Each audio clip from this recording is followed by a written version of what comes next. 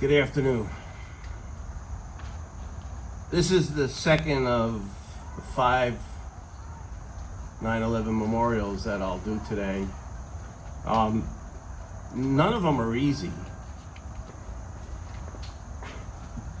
but they're all so important. And as we stand here today to remember 21 years ago, the whole reason that we are here is to live up to the words we will not forget. And we'll continue to do this every year. September 11th, 2001 was one of the darkest days in our American history, and is still a very difficult day for thousands in Bergen County and across our region. For many of us, it is a day where you remember very distinctly what you were doing, who you were with, and where you were. That day, I remember very well. I was watching the news, and all of a sudden, the news broke and that a plane had crashed into the World Trade Center tower. And while I sat there and watched it, I wasn't sure what I was looking at or what was about to happen. None of us could ever imagine what would happen. After the second plane hit, I got a call from the OEM coordinator in Paramus. I had just finished being the fire chief and had gotten elected to office. And we met, and shortly after that, sometime in the 10, 11 o'clock range, we were called to respond to New York City. And earlier today I talked about what the vivid memories I have of that day. And there's two striking remembrances that I have. One was driving on the New Jersey Turnpike with about 6 or 8 emergency vehicles behind the car I was in, and not having one vehicle on the road. There was not one vehicle on the New Jersey Turnpike, except for our column of first responders. And you could see through the Meadowlands the smoke rising from the city. When we got to the Holland Tunnel, the Port Authority police stopped us and asked us for identification. Now, we're all first responders, we're all in emergency vehicles, but they wanted to make sure that we were truly all first responders. After going through that process, we were allowed to enter the Holland Tunnel. As we pulled out, and I was the first car, as we pulled out of the Holland Tunnel, the scene that I saw was something that there's not many words that I could describe. From the dark cloud, the dust, the people, this grayish, just all over. After we got there, I met with the New York City fire chiefs, and then I walked towards closer to the towers that had come down. And as I walked through this dust, and the dust was probably about 4 or 6 inches thick. And with my boots on, the dust kept rising. And the thing I thought about was, as a young person, I remembered watching the lunar landing on the moon. And for those of you that are my age or close, you'll know what I'm talking about. On a black and white TV, as the lunar landed, this dust cloud came up. And when they went to walk on the moon, every step they took, the dust on the moon. And it was that thought that I had that, wow, here was something so wonderful. We had people landing on the moon and walking on the moon. And here I was looking at and walking through something that was so horrible and tragic. So different. Starkly different.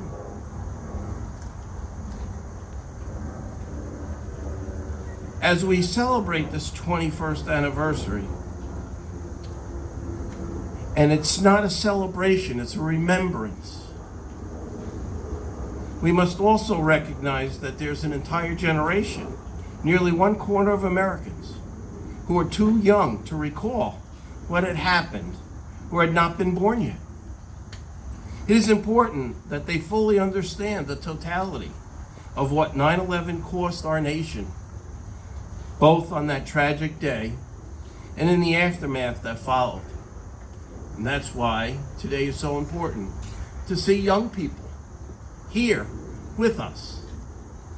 While they didn't experience that pain, they can learn.